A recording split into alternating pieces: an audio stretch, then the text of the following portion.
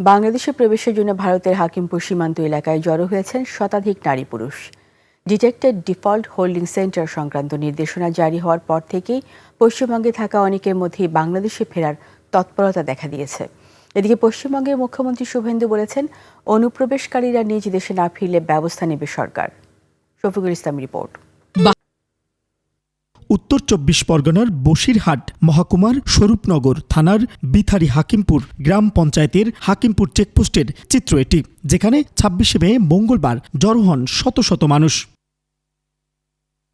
এখানে আসা মানুষরা বলছেন, বাংলাদেশে ঢোকার জন্য তারা সীমান্তের কাছে হাকিমপুর চেকপোস্টে এসে জড়ো হয়েছেন। যান বাঁচানি খরচ চলে যায়, কি করবো, গরিব মানুষ এই দেশে বই যায় তাকে খেতে হবে, এটা দেয়। ফিরে যাচ্ছে ওই সরকার আর কি, দেশের মানুষ দেশে চলে যাবে। এদিকে পশ্চিমবঙ্গের নতুন মুখ্যমন্ত্রী শুভেন্দু অধিকারী কড়া বার্তা দিয়েছেন অনুপ্রবেশকারীদের বিষয়ে।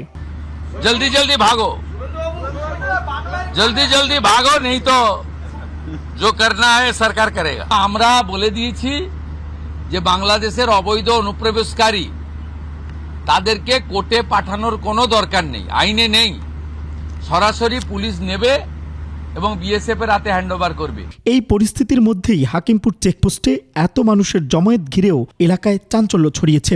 সীমান্তে তাদের ফেরত পাঠানোর প্রক্রিয়া কিভাবে এগোয়, এখন সেদিকেই নজর প্রশাসনের। Shafiqul Islam, ২১ television, desk report.